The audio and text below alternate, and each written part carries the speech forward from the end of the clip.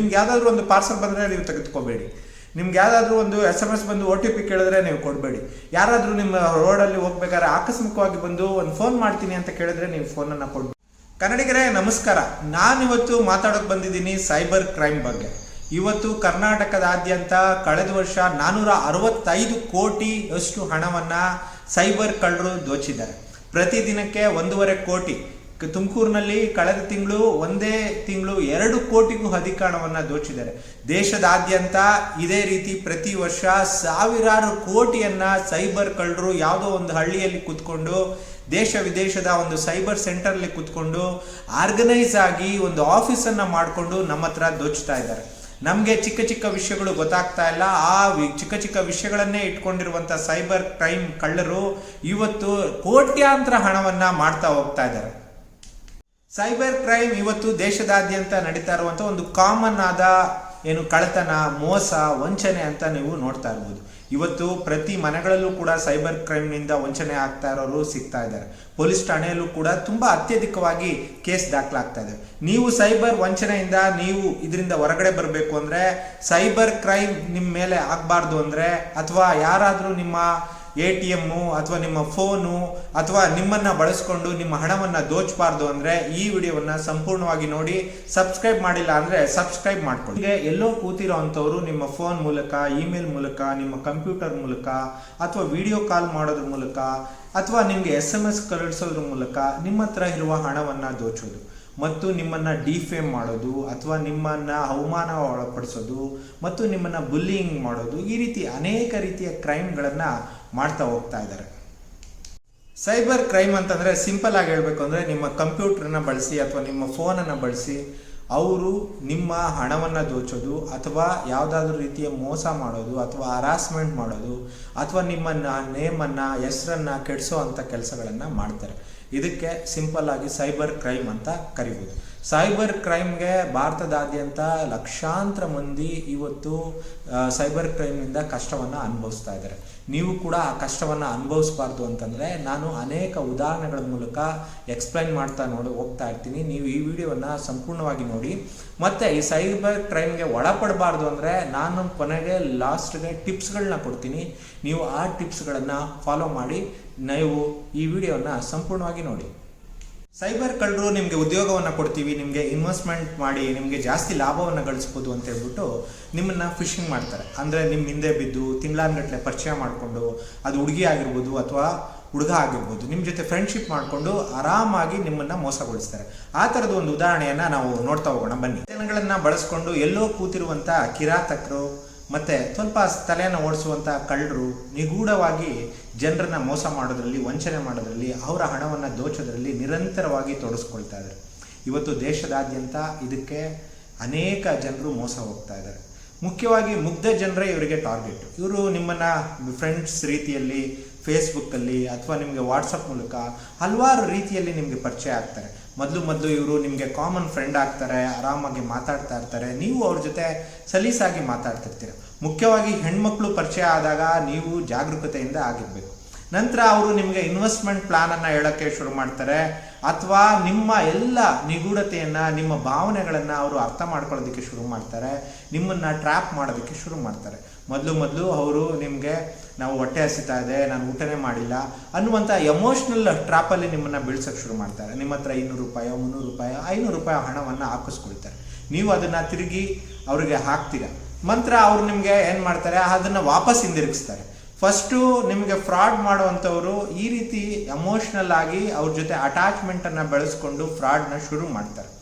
ನಂತರ ನೀವು ಅವ್ರ ಜೊತೆ ಫ್ರೆಂಡ್ಶಿಪ್ಪನ್ನು ಬೆಳೆಸಿದಾದ್ಮೇಲೆ, ನಾನಿವತ್ತು ಗೋಲ್ಡ್ ಇನ್ವೆಸ್ಟ್ಮೆಂಟ್ ಮಾಡಿದೆ, ನಾನು ಸ್ಟಾಕಲ್ಲಿ ಇನ್ವೆಸ್ಟ್ಮೆಂಟ್ ಮಾಡಿದೆ, ನಾನಿವತ್ತು ಬಿಟ್ಕಾಯಿನಲ್ಲಿ ಇನ್ವೆಸ್ಟ್ಮೆಂಟ್ ಮಾಡಿದೆ, ನಿನ್ನನ್ನು ಒಂದು ಟೆಲಿಗ್ರಾಮ್ ಗ್ರೂಪ್ನಲ್ಲಿ ಆ್ಯಡ್ ಮಾಡ್ತೀನಿ, ಇನ್ನೊಂದು ವಾಟ್ಸಪ್ ಗ್ರೂಪಲ್ಲಿ ಆ್ಯಡ್ ಮಾಡ್ತೀನಿ ಅಂತೇಳಿ ಆ ವಾಟ್ಸಪ್ ಗ್ರೂಪಲ್ಲಿ ನಿಮ್ಮನ್ನು ಆ್ಯಡ್ ಮಾಡ್ತಾರೆ. ಅದೊಂದು ಆರ್ಗನೈಸ್ ಆದಂಥ ಸ್ಕ್ಯಾಮ್. ಇವರು ಒಬ್ಬರೇ ಆಗಿರಲ್ಲ ವ್ಯಕ್ತಿ, ಅವರು ಸುಮಾರು ಜನ, 50 ಜನ, 100 ಜನ ಕಂಪನಿಗಳನ್ನು ನಿರ್ಮಾಣ ಮಾಡ್ಕೊಂಡಿರ್ತಾರೆ. ಅಲ್ಲಿ ಎಲ್ಲರೂ ಕೂಡ ನನಗಿಷ್ಟು ಇವತ್ತು ಹಣ ಗಳಿಸಿದೆ, ನಾನು ಇಷ್ಟು ಲಾಭ ಗಳಿಸಿದೆ ಅಂತೇಳಿ ಹೇಳೋದಕ್ಕೆ ಶುರು ಮಾಡ್ತಾರೆ. ನೀವು ಮೊದಲನೇದಾಗಿ ನಿಮ್ಮ ಫ್ರೆಂಡ್ ಮಾತನ್ನು ನಂಬಿ 5,000ನೋ 10,000ನೋ ಹಣವನ್ನು ಇನ್ವೆಸ್ಟ್ಮೆಂಟ್ ಮಾಡ್ತೀರ. ಆ ಇನ್ವೆಸ್ಟ್ಮೆಂಟ್ಗೆ ನಿಮ್ಗೆ 2,000 ಅಥವಾ 1,000, 3,000 ಲಾಭ ಬರುತ್ತೆ. ಲಾಭದಾಯಕ ಹಣವನ್ನು ಕೂಡ ನೀವು ವಾಪಸ್ ಪಡ್ಕೋತೀರಿ. ಈ ರೀತಿ 1-2 ಸಾರಿ 3 ಸಾರಿ ಅವರು ಮಾಡಿದ ನಂತರ ನಿಮಗೆ 1 ಲಕ್ಷ 5 ಲಕ್ಷ 10 ಲಕ್ಷ ಇನ್ವೆಸ್ಟ್ಮೆಂಟ್ ಮಾಡಿ ಅಂತ ಕೇಳ್ತಾರೆ. ಆಗ ನೀವು 5 ಲಕ್ಷ 10 ಲಕ್ಷ 20 ಲಕ್ಷ ಹಣವನ್ನು ಇನ್ವೆಸ್ಟ್ಮೆಂಟ್ ಮಾಡ್ತಾನೆ ಹೋಗ್ತಾ ಇರ್ತೀರಾ. ನಿಮಗೆ ಗೊತ್ತಿಲ್ಲದ ಹಾಗೆ ನೀವು 80 ಲಕ್ಷ 1 ಕೋಟಿಯಷ್ಟು ಹಣವನ್ನು ಇನ್ವೆಸ್ಟ್ಮೆಂಟ್ ಮಾಡ್ತೀರಾ. ಇದು ದಿನನಿತ್ಯ ನಡೀತಾ ಇರುವಂಥ ಒಂದು ಸೈಬರ್ ಕ್ರೈಮ್ನ ಒಂದು ಉದಾಹರಣೆ. ಇದು ತುಮಕೂರಿನಲ್ಲೂ ಕೂಡ ನಡೆದಿದೆ. ಯಾರೋ ಒಬ್ಬ ಉದ್ಯೋಗ ಬೇಕು ಅನ್ನೋರು, ನನಗೆ ಇನ್ನೂ ಜಾಸ್ತಿ ಹಣವನ್ನು ಗಳಿಸ್ತೀನಿ ಅನ್ನೋದು, ಮತ್ತು ಕಡಿಮೆ ಲಾಭವನ್ನು ಹೂಡಿ ಜಾಸ್ತಿ ಸಂಪತ್ತನ್ನು ಗಳಿಸ್ತೀವಿ ಅಂತೇಳಿ ಆಸೆದಾಯಕ ಆಗಿರುವಂಥ ಇಂಥ ಜನರನ್ನೇ ಸೈಬರ್ ಕ್ರೈಮ್ ಕಳ್ಳರು ಹುಡುಕ್ತಾ ಇರ್ತಾರೆ. ಇದನ್ನು ಫಿಶಿಂಗ್ ಅಂತ ಕರೀತಾರೆ. ನೀವು ಇದರೊಳಗಡೆ ಒಳಪಡಬಾರ್ದು. ಇವತ್ತು ಈ ರೀತಿ ಸಾವಿರಾರು ಜನ ಹಣವನ್ನು ಕಳ್ಕೊಳ್ತಾ ಇರೋದನ್ನು ನೋಡ್ತಾ ಇರ್ಬೋದು. ಇದು ಒಂದು ಉದಾಹರಣೆ. ಇನ್ನು ಅನೇಕ ಉದಾಹರಣೆಗಳನ್ನು ನಾವು ನೋಡ್ತಾ ಹೋಗೋಣ. ಜೊತೆಗೆ ಈ ಸೈಬರ್ ಕ್ರೈಮ್ ವಂಚನೆಯಿಂದ ನಾವು ಪಾರಾಗೋದು ಹೇಗೆ ಅಂತ ತಿಳ್ಕೊಳ್ತಾ ಹೋಗೋಣ. ಜಾಸ್ತಿ ಸೈಬರ್ ಕಳ್ಳರು ನಿಮಗೆ ಉದ್ಯೋಗ ಕೊಡ್ತೀವಿ ಅಥವಾ ಆನ್ಲೈನಲ್ಲಿ ಇನ್ವೆಸ್ಟ್ಮೆಂಟ್ ಮಾಡಿ ಅನ್ನೋದ್ರಲ್ಲೇ ಜಾಸ್ತಿ ಹಣವನ್ನು ನಿಮ್ಮ ಹತ್ರ ದೋಚ್ತಾರೆ. ಉದ್ಯೋಗಕ್ಕಾಗಿ ನೀವು ಅವ್ರಿಗೆ 1000, 2000, 3000 ಹಣವನ್ನು ಕಟ್ಟಿಸ್ಕೊಡುವಂಥದ್ದು. ಇದು ಚಿಕ್ಕ ಅಮೌಂಟ್ ಆಗಿರ್ಬೋದು. ಪೆನ್ಸಿಲ್ ಪ್ಯಾಕಿಂಗ್ ಮಾಡುವಂಥ ಉದ್ಯೋಗ ಕೊಡ್ತೀವಿ, ನೀವು ಪ್ರತಿ ದಿನ 5000 ಕಳಿಸ್ಬೋದು, 5000 ಗಳಿಸ್ಬೋದು, 10,000 ಗಳಿಸ್ಬೋದು, 20,000 ಗಳಿಸ್ಬೋದು ಅಂತ ಹೇಳ್ತಾರೆ. ನಿಮಗೆ ಪೆನ್ಸಿಲ್ ಬೇಕು ಅಂತಂದರೆ ನೀವು ನಮಗೆ ಮೊದಲು ಪೇಮೆಂಟ್ ಮಾಡಬೇಕು ಅಂತ ಹೇಳ್ತಾರೆ. ಹಾಗಾಗಿ ನೀವೇನು ಮಾಡ್ತೀರಾ, ಪೆನ್ಸಿಲ್ ಪ್ಯಾಕಿಂಗ್ ಕೆಲಸ ಸಿಗುತ್ತೆ ಅಂತ ಹೇಳ್ಬಿಟ್ಟು ಅವರಿಗೆ ಪೇಮೆಂಟ್ ಮಾಡ್ತೀರಾ. ಇನ್ನು ಕೆಲವು ಏನಂತಾರೆ, ನಿಮಗೆ ಒಂದು ನೋಟ್ಬುಕ್ ಕಳಿಸ್ತೀವಿ, ಅದರಲ್ಲಿ ಶ್ರೀರಾಮ ಶ್ರೀರಾಮ ಶ್ರೀರಾಮ ಅಂತೇಳಿ 1000 ಸರಿ ಬರೆದು ಕೊಡಬೇಕು. ನೀವು ಅದು ಬರೆದು ಕೊಟ್ರೆ ನಿಮಗೆ ಒಂದು ನೋಟ್ಬುಕ್ ಮುಗಿಸಿದ್ರೆ 5000 ಕೊಡ್ತೀವಿ, 10,000 ಕೊಡ್ತೀವಿ. ಇನ್ವೆಸ್ಟ್ಮೆಂಟ್ ಏನೋ 500 ರೂಪಾಯಿ ಕೊಡಬೇಕು ಪ್ಲಸ್ ಒಂದು ಎಕ್ಸರ್ಸೈಸ್ ಕೊಡಬೇಕು ಅಂತ ಕೇಳ್ತಾರೆ. ಉದ್ಯೋಗ ಮತ್ತು ಇನ್ವೆಸ್ಟ್ಮೆಂಟ್ ಇದು ಜನರಿಗೆ ಏನು ಮೋಸ ಮಾಡೋದ್ರಲ್ಲಿ ಸೈಬರ್ ಕಳ್ಳರು ಇವುಗಳನ್ನು ಜಾಸ್ತಿ ಅತಿ ಹೆಚ್ಚಾಗಿ ಬಳಸ್ತಾರೆ. ಮತ್ತು ಜನ ಕೂಡ ಮುಗ್ಧತೆಯಿಂದ ಎಷ್ಟೋ ಜನ ಜಾಸ್ತಿ ಹಣವನ್ನು ಹೂಡಿಕೆ ಮಾಡಬೇಕು, ಇನ್ವೆಸ್ಟ್ಮೆಂಟ್ ಮಾಡಬೇಕು ಅಂತ ಇಂಜಿನಿಯರ್ಸ್ಗಳು, ಡಾಕ್ಟರ್ಸ್ಗಳು, ಓದಿರೋಂಥವರು ಅನೇಕ ಜನರು ಈ ಸೈಬರ್ ಕ್ರೈಮ್ಗೆ ಒಳಪಡ್ತಾ ಇದ್ದಾರೆ.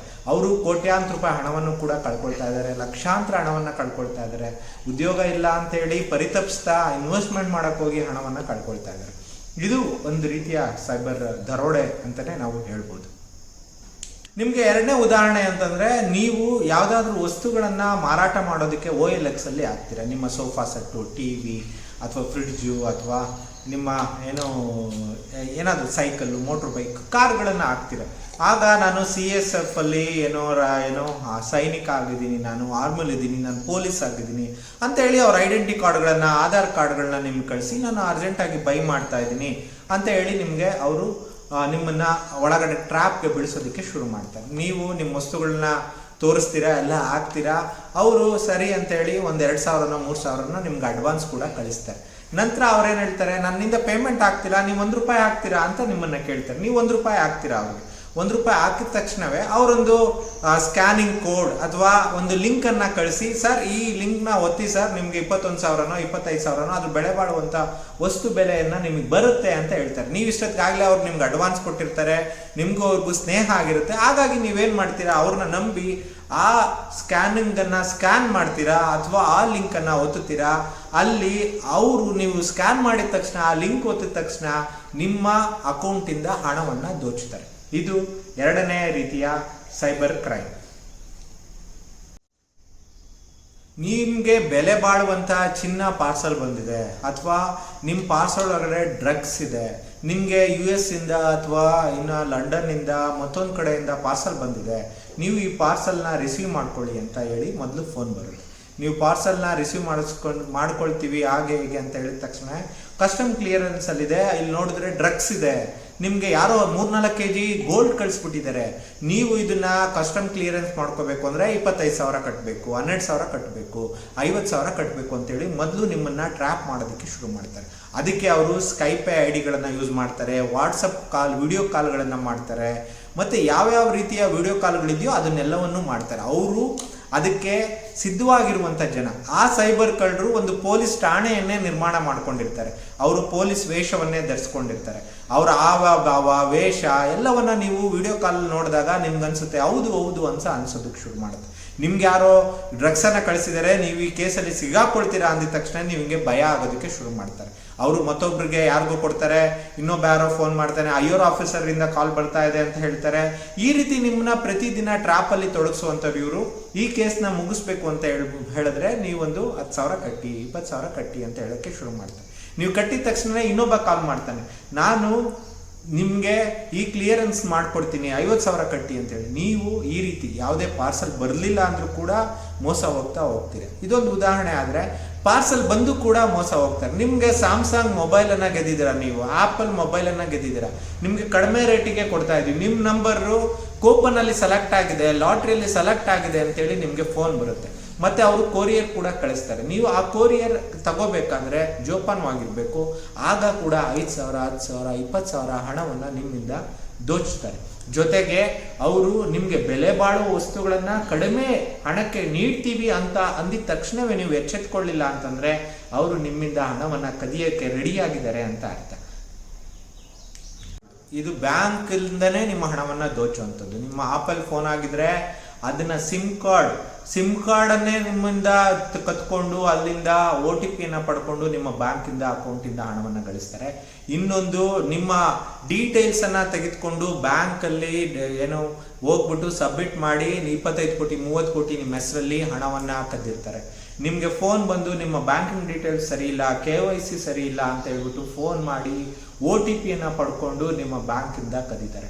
ಮತ್ತು ಅಮೆಝಾನಿಂದ ನಿಮಗೆ ಫೋನ್ ಮಾಡ್ತಾ ಇದ್ದೀವಿ, ಫ್ಲಿಪ್ಕಾರ್ಟಿಂದ ಫೋನ್ ಮಾಡ್ತಾ ಇದ್ದೀವಿ, ನಿಮ್ಮದು ಏನು ಬ್ಯಾಂಕಿಂಗ್ ATM ಕಾರ್ಡ್ ರದ್ದಾಗ್ತಾ ಇದೆ, ನೀವು ಈಗಲೇ KYC ಮಾಡ್ಕೋಬೇಕು. ಈ ರೀತಿ ಅನೇಕ ರೀತಿಯಲ್ಲಿ ನಿಮಗೆ ಫೋನ್ ಮಾಡುವಂಥ ಜನ OTP ಕೇಳ್ತಾರೆ.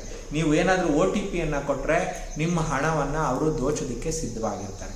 ನೀವು ATMಗಳಿಗೆ ಹೋದಾಗ ಅಲ್ಲಿ ನಿಂತಿರುವಂಥ ಜನ ನಿಮ್ಮ ನಂಬರ್ಗಳನ್ನು ನೋಡ್ತಾರೆ ಮತ್ತು ATM ಸ್ವಾಪ್ ಮಾಡ್ತಾರೆ. ನೀವು ATM ಇಟ್ಟು ಅವರೇನೆ ನಿಮಗೆ ಮೊದಲು ಅವ್ರು ನಿಂತ್ಕೊಂಡು ಹಣ ತೆಗೆದುಕೊಳ್ಳೋಕೆ ಪ್ರಯತ್ನ ಪಡ್ತಾ ಇರ್ತಾರೆ. ಆದರೆ ಹಣ ತಗೊಳಕ್ಕಾಗಲ್ಲ. ನಿಮ್ಮನ್ನು ಅವರು ಏನು ರಿಕ್ವೆಸ್ಟ್ ಮಾಡ್ಕೋತಾರೆ, ನಾನು ಹಣ ತಗೊಳಕ್ಕಾಗ್ತಾ ಇಲ್ಲ, ಸ್ವಲ್ಪ ಹೆಲ್ಪ್ ಮಾಡ್ತೀರಾ ಅಂತೇಳಿ. ನೀವು ಅವ್ರ ಕಾರ್ಡ್ನ ಹಾಕಿ ಏನಾದರೂ ಟ್ರೈ ಮಾಡೋಕ್ಕೆ ಪ್ರಯತ್ನ ಪಡ್ತೀರಾ. ಆ ಸಂದರ್ಭದಲ್ಲಿ ಅವರು ನೀವು ತಕ್ಕೊಂಡಾಗ ನಿಮ್ಮ ನಂಬರನ್ನು ಗಮನಿಸ್ತಾರೆ ಮತ್ತು ನಿಮ್ಮ ಕಾರ್ಡನ್ನು ಸ್ವಾಪ್ ಮಾಡುವಂಥದ್ದು, ನಿಮಗೆ ಗೊತ್ತಾಗದ ಹಾಗೆ ನಿಮ್ಮ ATMಯಿಂದ ಹಣವನ್ನು ದೋಚುವಂಥ ಕೆಲಸಗಳನ್ನು ಅವರು ಮಾಡ್ತಾ ಹೋಗ್ತಾರೆ. ರೀತಿಯಲ್ಲಿ ಸೈಬರ್ ಕ್ರೈಮ್ ಕಳ್ಳರು ನಿಮ್ಮನ್ನ ಕದಿಯೋದಕ್ಕೆ ವಂಚನೆ ಮಾಡ್ತಾ ಇರ್ತಾರೆ. ಅದರಲ್ಲಿ ಮುಖ್ಯವಾಗಿ ಹನಿ ಟ್ರ್ಯಾಪ್ ಒಂದು. ಹನಿ ಟ್ರ್ಯಾಪಲ್ಲಿ ಮಹಿಳೆಯರು ನಿಮಗೆ ಬೆತ್ತಲೆ ಆಗಿ ನಿಂತ್ಕೊಂಡು ವಿಡಿಯೋ ಕಾಲ್ ಮಾಡೋದು ಮತ್ತು ನಿಮ್ಮ ಫೇಸ್ಬುಕ್ಕಲ್ಲಿ, ಇನ್ಸ್ಟಾಗ್ರಾಮಲ್ಲಿ, ಯೂಟ್ಯೂಬಲ್ಲಿ ನಿಮ್ಮ ಫ್ರೆಂಡ್ಸ್, ಮ್ಯೂಚುವಲ್ ಫ್ರೆಂಡ್ಸಿಗೆ ಫ್ರೆಂಡ್ ರಿಕ್ವೆಸ್ಟನ್ನು ಕಳಿಸುವಂಥದ್ದು. ಅವರು ನಿಮ್ಮನ್ನು ನೀವೇನಾದರೂ ಅವ್ರು ವಿಡಿಯೋ ಕಾಲ್ ಮಾಡಿದಾಗ ನೀವು ಮುಖ ತೋರಿಸಿ ಅವ್ರ ಜೊತೆ ಏನಾದರೂ ನಗ್ನಗ್ತಾ ಮಾತಾಡಿದರೆ ಅಥವಾ ಬಟ್ಟೆಯನ್ನು ನೀವು ಏನಾದರೂ ಬೆತ್ತಲಾಗಿದ್ರೆ ಆ ವಿಡಿಯೋ ಕಾಲನ್ನು ರೆಕಾರ್ಡ್ ಮಾಡ್ಕೊಳ್ತಾರೆ. ರೆಕಾರ್ಡ್ ಮಾಡಿಕೊಂಡು ನಿಮ್ಮ ಫ್ರೆಂಡ್ಸಿಗೆ, ಮ್ಯೂಚುವಲ್ ಫ್ರೆಂಡ್ಸಿಗೆ ಕಳಿಸ್ತೀವಿ, ನಿಮ್ಮ ಕುಟುಂಬಕ್ಕೆ ಕಳಿಸ್ತೀವಿ, ಆನ್ಲೈನಲ್ಲಿ ಅದನ್ನು ಶೇರ್ ಮಾಡ್ತೀವಿ ಅಂತ ಎದುರಿಸ್ತಾರೆ. ನೀವು ಇದಕ್ಕೆ ಎದ್ರಿ ಏನಾದರೂ ಅವ್ರಿಗೆ ಹಣವನ್ನು ಕೊಡೋಕ್ಕೆ ಶುರು ಮಾಡಿದ್ರೆ ಅವರು ನಿಮಗೆ ಹಿಂಸೆ ಮಾಡೋದಕ್ಕೆ ಶುರು ಮಾಡ್ತಾರೆ.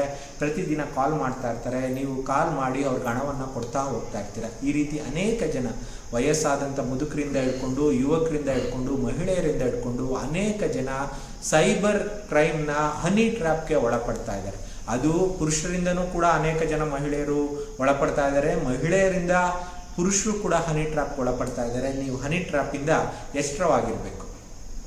ಸೈಬರ್ ಕ್ರೈಮ್ಗಳಲ್ಲಿ ಸೈಬರ್ ಟೆರರಿಸಮ್ ಆಗಿರ್ಬೋದು, ನಿಮ್ಮ ಫಿಶಿಂಗ್ ಮಾಡೋಂಥ ಆಗಿರ್ಬೋದು, ಐಡೆಂಟಿಟಿ ಥೆಫ್ಟ್ ಆಗಿರ್ಬೋದು, ಹ್ಯಾಕಿಂಗ್ ಆಗಿರ್ಬೋದು, ವೈರಸ್ಸನ್ನು ನಿಮ್ಮ ಕಂಪ್ಯೂಟರ್ಗೆ ಬಿಡೋದಾಗಿರ್ಬೋದು, ಸೈಬರ್ ಸ್ಟಾಕಿಂಗ್ ಆಗಿರ್ಬೋದು, ಈ ರೀತಿ ಅನೇಕ ರೀತಿಯಲ್ಲಿ ನಿಮಗೆ ಮೋಸ ಮಾಡೋದಕ್ಕೆ ವಂಚಕರು ಕಾಯ್ತಾ ಇರ್ತಾರೆ. ಅವ್ರದ್ದೆಲ್ಲ ಉದ್ದೇಶ ಒಂದೇ ಆಗಿರುತ್ತೆ, ಅವರು ನಿಮ್ಮಿಂದ ಹಣವನ್ನು ಕದಿಯೋದು. ಮುಖ್ಯವಾಗಿ ನಿಮಗೆ ಫೇಸ್ ಥೆಫ್ಟ್, ನಿಮ್ಮ ಐಡೆಂಟಿಟಿಯನ್ನು ಥೆಫ್ಟ್ ಮಾಡೋದು. ನಿಮ್ಮ ಫೇಸ್ಬುಕ್ ಆಗಿರ್ಬೋದು ಅಥವಾ ನಿಮ್ಮ ಆಧಾರ್ ಕಾರ್ಡ್ ಆಗಿರ್ಬೋದು, ಇವುಗಳನ್ನು ನೀವು ಅನ್ನೋನ್ ಜೊತೆ ಅಥವಾ ಎಲ್ಲಾದರೂ ಶೇರ್ ಮಾಡಿದಾಗ ಅದನ್ನು ಬಳಸ್ಕೊಂಡು ನಾನು ಏನು ಫೇಸ್ಬುಕ್ಕಲ್ಲಿ ID ಓಪನ್ ಮಾಡ್ತಾರೆ, ನಿಮ್ಮ ಫ್ರೆಂಡ್ಸ್ಗಳಿಗೆ ರಿಕ್ವೆಸ್ಟ್ ಕಳಿಸ್ತಾರೆ, ಅಲ್ಲಿ ಹಣವನ್ನು ಕೇಳೋದಕ್ಕೆ ಶುರು ಮಾಡ್ತಾರೆ. ಆಮೇಲೆ ಡಿಫೇಮಿಂಗ್, ನಿಮ್ಮ ಹೆಸರನ್ನು ಡಿಫೇಮ್ ಮಾಡೋದು, ನಿಮ್ಮ ಫೋಟೋವನ್ನು ಬಳಸಿ ಅಥವಾ ನಿಮ್ಮ ಐಡೆಂಟಿಟಿನ ಬಳಸಿ ಫೇಸ್ಬುಕ್, ಇನ್ಸ್ಟಾಗ್ರಾಮ್, ಯೂಟ್ಯೂಬಲ್ಲಿ ವಿಡಿಯೋಗಳನ್ನು ಮಾಡಿ ಹಾಕೋದು, ಬೆತ್ತಲೆ ವಿಡಿಯೋಗಳನ್ನು ಹಾಕೋದು, ಡಿಫೇಮ್ ಮಾಡೋಕ್ಕೆ ಶುರು ಮಾಡಿ ನಿಮ್ಮ ಹಣವನ್ನು ಕೇಳೋದಕ್ಕೆ ಶುರು ಮಾಡ್ತಾರೆ. ಈ ರೀತಿ ಅನೇಕ ರೀತಿ ನೂರಾರು ರೀತಿಯಲ್ಲಿ ಸೈಬರ್ ಕಳ್ಳರು ಇವತ್ತು ಆರ್ಗನೈಸ್ ಆಗಿದ್ದಾರೆ. ಕಂಪನಿಗಳನ್ನ ತೆರ್ಕೊಂಡಿದ್ದಾರೆ, ಹಳ್ಳಿಗಳಲ್ಲಿ ಕೂತ್ಕೊಂಡಿರ್ತಾರೆ, ಎಲ್ಲೋ ಕೂತ್ಕೊಂಡು ಈ ರೀತಿ ಅನೇಕ ರೀತಿಯ ವಂಚನೆಗಳನ್ನ ಮಾಡೋದಕ್ಕೆ ಶುರು ಮಾಡಿದ್ದಾರೆ. ನೀವು ಇವರಿಂದ ಎಲ್ಲ ತಪ್ಪಿಸ್ಕೊಳ್ಬೇಕು ಅಂತಂದ್ರೆ ನಾನು ಹೇಳುವಂತ ಕೆಲವು ಟಿಪ್ಸ್ಗಳನ್ನ ನೀವು ಫಾಲೋ ಮಾಡಬೇಕು. ನೀವು ಸೈಬರ್ ವಂಚನೆಗೆ ಒಳಪಡ್ತಾ ಇದ್ದೀರಾ ಅಂತ ಗೊತ್ತಾಗಿದ ತಕ್ಷಣವೇ ಯಾರಾದ್ರೂ ನಿಮ್ಗೆ ಅನ್ನೌನ್ಸ್ ಕಾಲ್ ಮಾಡಿದ ತಕ್ಷಣ OTP ಕೇಳ್ತಾ ಇದ್ದಾರೆ ಅಂದ ತಕ್ಷಣ ನೀವು ಅವರಿಗೆ ನಿಮ್ಮ OTPಯನ್ನು ಕೊಡಬಾರ್ದು. ಮುಖ್ಯವಾಗಿ ಫೋನ್ ಕಾಳಗಳ ಮೂಲಕ ಮಾಡಿದ್ರೆ, ಅಥವಾ ಇನ್ನೂ ಮುಖ್ಯವಾಗಿ ನಿಮ್ಮ ಐಡೆಂಟಿಟಿ ಥೆಫ್ಟ್ ಮಾಡೋಕ್ಕೆ ಪ್ರಯತ್ನ ಪಡ್ತಾ ಇದ್ದಾರೆ ಅಂದರೆ ಸೋಷಿಯಲ್ ಮೀಡಿಯಾ ಅಲ್ಲೆಲ್ಲ ನಿಮ್ಮ ಐಡೆಂಟಿಟಿ ಥೆಫ್ಟ್ ಮಾಡ್ತಾ ಇದ್ದಾರೆ ಅಂತಂದರೆ ಅದನ್ನು ರಿಪೋರ್ಟ್ ಮಾಡಿ ಆ ಪೇಜನ್ನು ನೀವು ಇಳಿಸ್ಬೇಕು. ಎರಡನೇದು, ನೀವು ಹಣವನ್ನು ಕಳ್ಕೊಂಡಿದ್ದೀರಾ 5,000 10,000 ಅಂತಂದರೆ ನೀವು ಹತ್ತಿರದ ಪೊಲೀಸ್ ಠಾಣೆಗೆ ಹೋಗಿ ಕೇಸನ್ನು ರಿಜಿಸ್ಟರ್ ಮಾಡಬೇಕು. ನೀವು ಕೇಸ್ ರಿಜಿಸ್ಟರ್ ಮಾಡಿದ ತಕ್ಷಣವೇ ಈ ಕೇಸ್ ಸಾಲ್ವ್ ಆಗುತ್ತೆ ಅಂತ ಅಲ್ಲ, ಆದರೆ ಇಲ್ಲಿ ಪೊಲೀಸರ ಪಾತ್ರ ಮಹತ್ವವಾಗಿರುತ್ತೆ. ಆದರೂ ಪೊಲೀಸವರು ನಿಮ್ಮ ಮುಗ್ಧತೆಯನ್ನು ಬಳಸ್ಕೊಂಡು ಮತ್ತು ಹಳ್ಳಿ ಜನ ಅಂತ ಅಂದ್ಕೊಂಡು, ಅಥವಾ ನೀವು ಓದಿದ್ರು ಕೂಡ 5,000ನೋ 10,000ನೋ 20,000ನೋ ಕಳ್ಕೊಂಡಿದ್ರೆ ಆ ಪೊಲೀಸವರಂತೂ ಕೇರೆ ಮಾಡಲ್ಲ. ಇವತ್ತು ಸೈಬರ್ ಕ್ರೈಮ್ ಇಷ್ಟೊಂದು ದೊಡ್ಡದಾಗಿ ಬೆಳೆಯೋದಕ್ಕೆ ನೇರವಾಗಿ ಪೊಲೀಸವರೇ ನೇರವಾಗಿ ಕಾರಣ. ಇವತ್ತು ಪೊಲೀಸವ್ರು ಏನಾದರೂ ಒಬ್ಬ 2,000ನೋ 3,000ನೋ 5,000ನೋ ಕದ್ದಿದ್ದಾನೆ, ಅವನು ಹಿಡಿಬೇಕು ಅಂತ ಪ್ರಯತ್ನ ಪಟ್ಟಿದ್ರೆ ಇವತ್ತು ಹಿಡಿಯೋರು. ಇವತ್ತು ಕರ್ನಾಟಕದಲ್ಲಿ ಬೆಂಗಳೂರು ತುಮಕೂರಲ್ಲಿ ಕುತ್ಕೊಂಡಿರೋ ಜನಕ್ಕೆ ಮೋಸವನ್ನು ಹರಿಯಾಣದಲ್ಲಿರೋರು, ಶ್ರೀನಗರದಲ್ಲಿರೋರು, ರಾಜಸ್ಥಾನದಲ್ಲಿರೋರು ಅಥವಾ ಕೋಲ್ಕತ್ತಾದಲ್ಲಿರೋರು ಯಾರೋ ಮಾಡ್ತಾ ಇದ್ದಾಗ ಆಗ ಪೊಲೀಸವರು ಅವ್ರ ಹಿಂದೆ ಬಿದ್ದು ಹಿಡಿದೇ ಇರೋದಕ್ಕೆ ಕಾರಣದಿಂದಾಗಿ ಸೈಬರ್ ಕ್ರೈಮ್ ಕಳ್ಳರು ಲೀಲಾಜಾಲವಾಗಿ ಇವತ್ತು ಕಳ್ಳತನವನ್ನು ಮಾಡ್ತಾ ಇದ್ದಾರೆ. ಪೊಲೀಸರು ಕೂಡ ನಿಮ್ಮ ಕಂಪ್ಲೇಂಟನ್ನು ತೆಗೆದುಕೊಳ್ಳೋದಕ್ಕೆ ಮೊದಲು ಹಿಂದೆ ಮುಂದೆ ನೋಡ್ತಾರೆ. ನಿಮ್ಮ ಫೋನ್ ಕಳ್ಳತನ ಆಗಿದ್ರೆ ಅಥವಾ 2,000 3,000 10,000 ಯಾರಾದರೂ ನಿಮ್ಮಿಂದ OTPಯಿಂದ ಎಗರಿಸಿದ್ರೆ ಅವರು ನಿಜವಾಗ್ಲೂ ಕೂಡ ನಿಮ್ಮಿಂದ ಅವರು ಕಂಪ್ಲೇಂಟನ್ನು ತೆಗೆದುಕೊಳ್ಳಲ್ಲ. ಅಂಥ ಸಂದರ್ಭಗಳಲ್ಲಿ ನೀವು 112ಗೆ ಫೋನ್ ಮಾಡಬೇಕು. 112ಗೆ ಫೋನ್ ಮಾಡಬೇಕು, SP ಕಚೇರಿಗೆ ಫೋನ್ ಮಾಡಬೇಕು, ಹೈಯರ್ ಅಫಿಷಿಯಲ್ಗೆ ಫೋನ್ ಮಾಡಿ ನಿಮ್ಮ ಕಳ್ಳತನ ಆಗಿರುವಂಥ ಮೋಸ ಆಗಿರುವಂಥ ಕೇಸನ್ನು ನೀವು ರಿಜಿಸ್ಟರ್ ಮಾಡಬೇಕು. ಕ್ರೈಮಿಂದ ನೀವು ಸೈಬರ್ ಕ್ರೈಮ್ಗೆ ಒಳಗಾಗಬಾರ್ದು ಅಥವಾ ನಿಮ್ಮಿಂದ ಯಾರು ಕಳ್ಳತನ ಮಾಡಬಾರ್ದು ಅಂದರೆ ನಿಮ್ಮ ಫೋನ್ಗಳಾಗಿರ್ಬೋದು ಅಥವಾ ನಿಮ್ಮ ಕಂಪ್ಯೂಟರ್ ಆಗಿರ್ಬೋದು, ಯಾವುದೇ ಅನ್ನೋನ್ ಆದ URL ಬಂದಾಗ ಅದನ್ನು ಕ್ಲಿಕ್ ಮಾಡಬಾರ್ದು. ಯಾವುದಾದ್ರೂ ದೊಡ್ಡ ಆಮಿಷ, ಹಣದ ಆಮಿಷ, ಗೋಲ್ಡ್ ಆಮಿಷ ಅಥವಾ ಇನ್ವೆಸ್ಟ್ಮೆಂಟು, ಬಿಟ್ಕಾಯಿನ್ಗಳು, ಈ ರೀತಿ ಅನೇಕ ರೀತಿಯಲ್ಲಿ ನಿಮ್ಗೆ ಆಮಿಷ ಒಳಪಡಿಸಿ ನಿಮ್ಮ ಹತ್ರ ಇನ್ವೆಸ್ಟ್ಮೆಂಟ್ ಮಾಡೋಕ್ಕೆ ಪ್ರಯತ್ನ ಪಟ್ಟರೆ ಅಲ್ಲಿ ನೀವು ತೊಡಗಿಸ್ಕೋಬಾರ್ದು. ನಿಮ್ದು ಯಾವುದಾದ್ರೂ ವಸ್ತುಗಳನ್ನು ನೀವು OLX-ಅಲ್ಲಿ ಅಥವಾ ಎಲ್ಲಾದರೂ ಮಾರಾಟ ಮಾಡಬೇಕು ಅಂದರೆ ಖುದ್ದು ಪಾರ್ಟಿಯನ್ನು ಮೀಟ್ ಮಾಡಿ ಅವ್ರ ಜೊತೆ ಮಾತುಕತೆ ಮಾಡಿ ನೀವು ಹಣವನ್ನು ವರ್ಗಾವಣೆ ಮಾಡ್ಕೊಳ್ಳೋವಂಥದ್ದು, ಹಣವನ್ನು ಪಡ್ಕೊಂಡು ನಿಮ್ಮ ವಸ್ತುಗಳನ್ನು ಕೊಡಬೇಕಾಗುತ್ತೆ. ನಿಮ್ದು ಯಾವುದಾದ್ರೂ ಫೋನಿಂದ ಅನ್ನೌನ್ಸ್ ನಿಮಗೆ ಪಾರ್ಸಲ್ ಬಂದಿದೆ ಅಥವಾ ಮತ್ತೊಂದೇನೋ ಬಂದಿದೆ ಅಂತಂದರೆ ಖಂಡಿತವಾಗಿಯೂ ಆ ಫೋನನ್ನು ಇಗ್ನೋರ್ ಮಾಡಬೇಕು. ನೀವು 112ಗೆ ಫೋನ್ ಮಾಡಿ ಈ ರೀತಿ ನಮಗೆ ಕಾಲ್ ಮಾಡಿ ತೊಂದರೆ ಕೊಡ್ತಾ ಇದ್ದಾರೆ ಅಂತೇಳಿ ಕಂಪ್ಲೇಂಟ್ ಮಾಡಬೇಕು. ಮುಖ್ಯವಾಗಿ 112ಅನ್ನು ನೀವು ಯಾಕೆ ನೆನಪಿಟ್ಕೋಬೇಕು ಅಂದರೆ ನೀವು ಯಾವುದೇ ಪೊಲೀಸ್ ಸ್ಟೇಷನ್ಗೆ ಹೋದಾಗ ಅಲ್ಲಿ ರೆಸ್ಪಾನ್ಸ್ ಮಾಡಿಲ್ಲ ಅಂದರೂ ಕೂಡ 112ಅಲ್ಲಿ ನಿಮಗೆ ರೆಸ್ಪಾನ್ಸ್ ಮಾಡಬೇಕು. ಯಾಕೆಂದರೆ ಅದು ಅಧಿಕೃತವಾಗಿ ದಾಖಲಾಗ್ತಾ ಇರುತ್ತೆ ಪೊಲೀಸ್ ಸ್ಟೇಷನ್ ಒಳಗಡೆ. ಹಾಗಾಗಿ ನೆಕ್ಸ್ಟ್ ಇನ್ನೊಂದು ಇಂಪಾರ್ಟೆಂಟ್ ಏನು ಅಂತಂದರೆ ಬ್ಯಾಂಕಿಂಗ್ ಫ್ರಾಡ್ಸಲ್ಲಿ, ಆನ್ಲೈನ್ ಬ್ಯಾಂಕಿಂಗ್ ಫ್ರಾಡ್ಸಲ್ಲಿ ನೀವು OTP ಕೊಡುವಂಥದ್ದು ಯಾವುದೇ ಕಾರಣಕ್ಕೂ ಯಾರಿಗೂ ಕೂಡ ನಿಮ್ಮ ಫೋನ್ಗೆ ಬರುವಂಥ OTPಯನ್ನು ಶೇರ್ ಮಾಡಬಾರ್ದು. ಬ್ಯಾಂಕ್ ಅವರೇ ಫೋನ್ ಮಾಡಿದ್ರು, SBI ಕ್ರೆಡಿಟ್ ಕಾರ್ಡ್ ಅವ್ರು ಫೋನ್ ಮಾಡಿದ್ರು ಕೂಡ, ಡೆಬಿಟ್ ಕಾರ್ಡ್ ಅವ್ರು ಫೋನ್ ಮಾಡಿದ್ರು ಕೂಡ ನಿಮ್ಮ OTPಯನ್ನು ನೀಡಬಾರ್ದು, ನಿಮ್ಮ ವಿವರಗಳನ್ನು ನೀಡಬಾರ್ದು.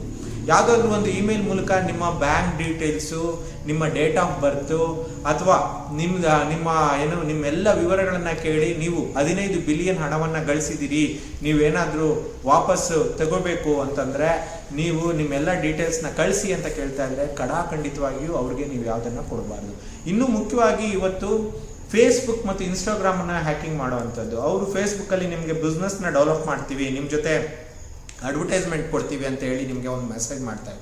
ನೀವು ಅದನ್ನು ಲಿಂಕ್ಗಳನ್ನ ಕ್ಲಿಕ್ ಮಾಡ್ತಾ ಹೋದಂಗೆಲ್ಲ ಅವರು ನಿಮ್ಮ ಫೇಸ್ಬುಕ್ಕನ್ನು ಹ್ಯಾಕ್ ಮಾಡ್ತಾರೆ. ಫೇಸ್ಬುಕ್ ಹ್ಯಾಕ್ ಮಾಡಿ ಹಣವನ್ನು ದೋಚುತ್ತಾರೆ. ಹಾಗಾಗಿ ನೀವು ಸೈಬರ್ ಕ್ರೈಮಿಂದ, ವಂಚನೆಯಿಂದ ಒಳಪಡಬಾರ್ದು ಅಂತಂದರೆ ನಿಮ್ಮ ಫೋನು, ಮೊಬೈಲು, ನಿಮ್ಮ ಫೋನ್ ನಂಬರ್ಗಳನ್ನ ನೀವು ಎಲ್ಲೂ ಆನ್ಲೈನ್ ಸೋರ್ಸ್ಗಳಲ್ಲಿ ನಿಮ್ಮ ಡೀಟೇಲ್ಸ್ಗಳನ್ನು ಹೆಚ್ಚಿನದಾಗಿ ಹಾಕೋಕ್ಕೆ ಹೋಗಬಾರ್ದು.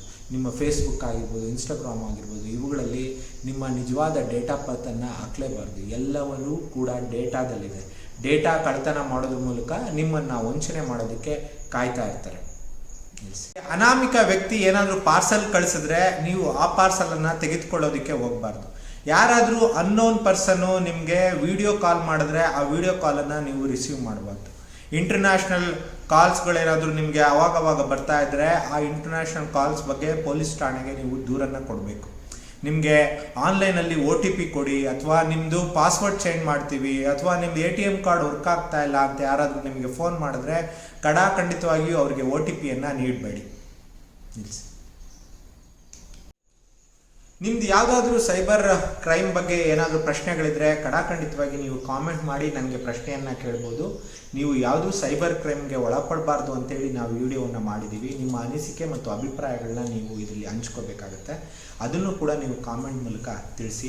ಸೈಬರ್ ಕ್ರೈಮ್ ಇವತ್ತು ಒಂದು ದೊಡ್ಡ ಮಾಫಿಯಾ ಆಗಿ ಬೆಳೀತಾ ಇದೆ. ಇದಕ್ಕೆ ಪೊಲೀಸ್ ಆಗಿರ್ಬೋದು, ಮತ್ತೊಂದು ಈ ಮಾಫಿಯಾ ಜೊತೆ ಲಿಂಕನ್ನು ಹೊಂದಿದ್ದಾರೆ, ಮತ್ತು ರಾಜಕಾರಣಿಗಳು ಕೂಡ ಅನೇಕ ದೇಶಗಳಲ್ಲಿ ಇದಕ್ಕೆ ಲಿಂಕನ್ನು ಹೊಂದಿರುವಂಥ ದೊಡ್ಡ ಮಾಫಿಯಾ, ಹವಾಲ ಹಣವನ್ನು ಮಾಡುವಂಥದ್ದು, ಇವತ್ತು ಕ್ರಿಕೆಟ್ ಆಟಗಳಲ್ಲಿ ಬೆಟ್ಟಿಂಗ್ ದಂಧೆ ನಡೆಯುವಂಥದ್ದು, ಇವೆಲ್ಲವೂ ಕೂಡ ಒಂದಕ್ಕೊಂದು ಲಿಂಕ್ ಆಗಿರುವಂಥ ದೊಡ್ಡ ಸೈಬರ್ ಕ್ರೈಮ್ಗಳು.